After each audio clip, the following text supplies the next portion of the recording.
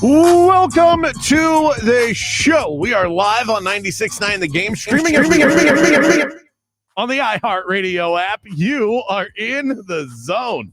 Remix, the show of the Orlando sports fan. Your host, Brandon Kravitz here, joined by my co-host and producer. He is Sweet Tea Tyler Caron. As we continue to try to figure this video thing out, there's a lot of wires going on over here. Hit us up, Bill's Air text line 50857.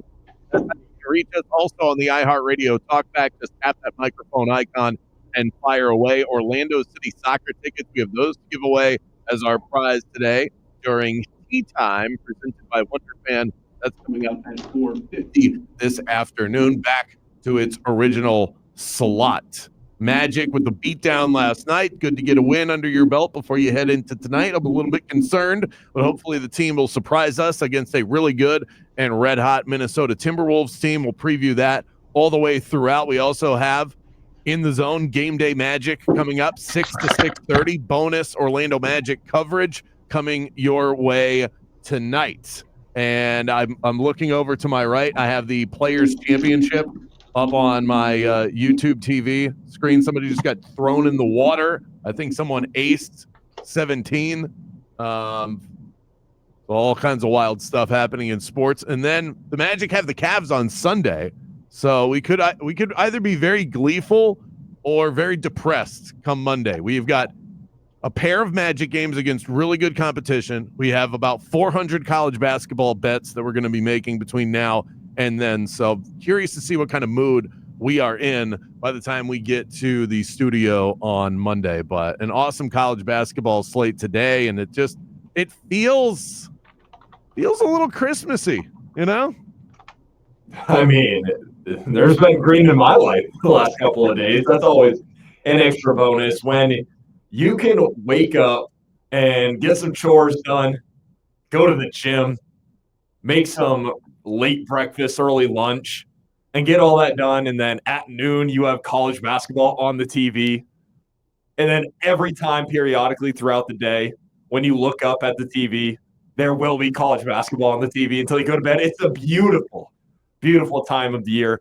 The UConn game, or the Kentucky game rather, Onteka Owe hit a game winner after midnight last night for the Wildcats. That sentence alone is amazing. They have Kentucky playing after midnight here on Eastern time. It's a beautiful time of the year, and it's been all week. It continues into this weekend. So I forgot that I'm not supposed to turn my microphone off, and there I go. I'm already breaking the video rules. We're figuring it out. We are. That old habits die hard. We're at the halftime break with Wisconsin and UCLA, 48-29. Wisconsin's got a lead there. We await two big ones, North Carolina and Duke, round 3. No Cooper Flag. They haven't officially ruled him out, but come on, we know he's not playing. Then you have Florida taking on Mizzou a little bit later on today. That one will tip off at 7 o'clock. And that one is in Nashville, Tennessee. You also have BYU and Houston. BYU is everybody's darling right now. I've already taken the plunge on Houston minus 6.5. Michigan State knocked off Oregon by 10. Auburn has advanced to the semifinal in the SEC tournament. So exciting stuff there. How about our very own Mike Bianchi with the breaking news that all Orlando sports fans want to hear? The Tampa Bay Rays backing out of the stadium deal in St. Petersburg. That was the breaking news yesterday. Well, Mike Bianchi is reporting that Orlando's baseball effort is what he's calling it in the newspaper. Mike, just call it the Dreamers, okay? They have a name.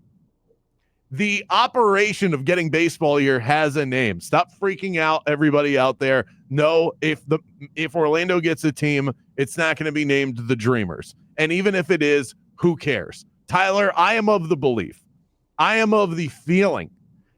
I am so passionate about the idea of Orlando securing a Major League Baseball team. You could name this thing the Fuzzy Bunny Rabbits. I don't care. I am not going to have a conversation anymore about what should they name it, or this name sucks and this name's awesome. I don't care. Bring baseball to this town. That's a win. The name is irrelevant to this entire process. I think you're onto something there. Baseball can be kind of slow. Some would call it a turtle race. So if you got the bunnies on your side, then that's right. They'd say hop on over to the stadium today. There we go. Yeah, I mean, this is exciting. I was planning to dive into this more into four things. We get the reports that there is backing, that it could be $1 billion a financial plan in place for a stadium still to be built down near SeaWorld, down I-Drive. So this is exciting. When Barry Larkin joined the crew, it was, okay, is this enough that you should get your hopes up that Orlando is going to get an MLB team? No, not necessarily. Even today, is this enough to say Orlando is getting the team? No, not necessarily. But are those both promising signs? Absolutely. So I think this is something to be excited about. This is something to maybe prematurely celebrate about. Not that we are going to get the team, but that steps are going in the right direction for Orlando to at least be competitive if that team is going to be leaving Tampa Bay. And what you have here is, put whatever percentage you want on it. A percentage exists that Orlando could end up with a Major League Baseball team. That's all I need to know to, one, talk about it, and two, get the slightest bit excited about it. That's it. Just give me a sliver of hope to make it a possibility. So what Mike Bianchi is reporting is that the Orlando baseball effort, as he's calling it, that they have a majority owner ready to buy the team and move it to Central Florida. That is huge news, that you have somebody that is in place that's ready, willing, and able to do that from the Orlando Dreamers. So they have reactivated their social media accounts recently to update folks on what's going on there. The Dreamers are working diligently to ensure that they are prepared for any and every opportunity to bring Major League Baseball to Orlando and to Orange County. So they are on it. I had a conversation with somebody with the Dreamers about a week ago, and they said they are all standing on the ready, waiting for the end of this month. What they were waiting for has already happened, and that was Stu Sternberg backing out of the deal with St. Petersburg, the one that they had originally had in place before the Hurricanes, and that fell apart for a variety of different reasons. So I didn't get any more information than they are all antennas up until the end of the month, and then they're going to have to figure out a new strategy after that. So I'm pretty confident that the at least the effort to put your name in the hat is there. I wish that we got more vocal support from leadership within this city, but money is way more important than what Mayor Demings has to say or Buddy Dyer has to say. This is the fact that there is a money guy is a really big deal. And that, I mean, they have already gone through the renderings process.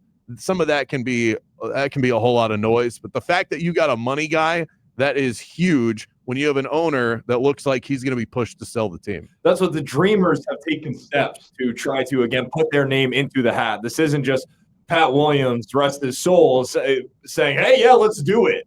And making a cool futuristic design for a baseball stadium without the city support or without a foundation set to say, okay, if this starts to go in motion, if the bidding starts to begin of what cities are going to potentially be the landing spot for the Tampa Bay Rays, who's going to have the plan? Who's going to be ready to act on it? These are all small steps that this Orlando team of individuals with the Dreamers has taken to, again, be in consideration. So I'm not set, and I don't think that anyone is on it's happening. Oh, my God, look out. Orlando is getting an MLB team. But, again, these are the foundational pieces that must be in place and you must be proactive on it. It can't just be Orlando or the Tampa's up for grabs. Okay, let's get something together. The crew is already together, and it's continuing to build. And you're continuing to get good backing on your side of why Orlando is the best spot for the Rays if they move. And the Dreamers had shared an update on their website as well. Jim Schnorf, who is the co-founder of the Orlando Dreamers effort, said the financing structure will provide a minimum of approximately $1 billion towards stadium construction costs under an arrangement that is highly attractive to Orange County government and citizens, team ownership, and Major League Baseball. So they are saying that they already have a plan in place that is attractive to those leaders that we are not hearing from on this, but the Dreamers, take it for what it's worth, are claiming that they already have some support from the government level and have support at the Major League Baseball level. And that confirms something that Barry Larkin had told us when we had him on the show a few weeks ago, that Rob Manfred has picked up his call and that he is aware of this effort. If I'm Rob Manfred, I am trying to push to make this happen. It would be so successful here. Just look at the Orlando Magic as an example.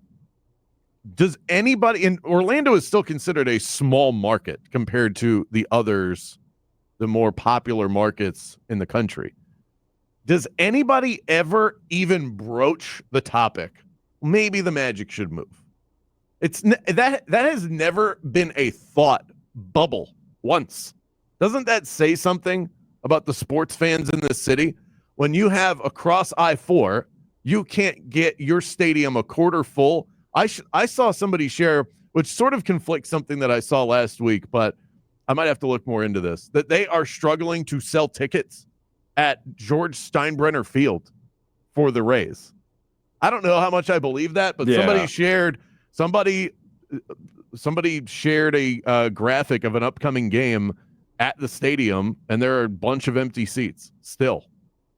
And that stadium holds a fraction of what the Trop did. Yeah, I'll be curious to see. I haven't seen any reportings on that, and definitely will want to look into that more. And I mean, we'll get the answer in just a couple of weeks here, whatever any graphics say or not. We are going to get Rays baseball, regular season baseball, played at that spring training field in just about 2 weeks' time. So you will begin to get those answers of what is the attendance looking like. Is the reasoning? Are you able to fill a ballpark that has a quarter of the capacity of what the Trop did in regular season baseball in June in the state of Florida? So all those questions will be answered. But you talk about it from an MLB view, and Rob Manfred, you have a city that's hungry in Orlando. And again, the steps of showing the hunger. Okay, you say this, it's time to show it. Those steps are being in place. Again, continuing to get the city backing is obviously a huge piece of this. But you have an area in Orlando and Central Florida that is begging for this to happen. Whereas in St. Pete, you don't have the city supporting this. The fans hardly support it because all the fans complained about was wanting the new stadium. Well, now that new stadium isn't happening, where does that leave you? So St. Pete was never the right spot for the Rays to be. And in no time like the present, it's showing that now. That clearly is not the right spot for the Rays. And now you just continue to build a case of why it should be Orlando. Hey, Tampa, you have your football team. You have your hockey team. Let us have the baseball team. We have baseball and basketball. You have hockey and football. That sounds fair to me. What do you need? Do we need to trade you Minnie Mouse? What do you need from us for an even swap here? I don't think any mouse is heading down to Tampa. I'm not up to date with my Disney characters. I think even Goofy would be too much of a stretch. Here's a text question for you, 50857. What would you be willing to trade from Orlando? That is, Orlando is known for that it would be tough to part ways with. So don't give me the I-4 eyesore. That is not a valuable trade commodity. Give me something Orlando is known for that you would be willing to trade for a football or a baseball team. I tell you what, you cannot watch a sports broadcast with an Orlando team or based in the Orlando area without seeing a shot of Lake Eola. I had a laugh with some of the media down at the Arnold Palmer last weekend. We're watching the broadcast, and it showed Lake Eola. It's like, yeah, that's 35 minutes away from where we are. Tampa can take Lake Eola. We'll just have it all cement downtown, no water area to walk around. We'll figure out the farmer's market. Tampa can have Lake Eola if that gets us the other teams, because Lake Eola, a staple to Orlando sports teams. Yeah, you can have the Angry Swans, too, while you're at it. Also a great name for a baseball team. Coming up next, Harry Gagnon and his best bets of a loaded sports weekend. But first, the latest from the beatdown in New Orleans. With today's Magic Minute, I'm Jake Chapman.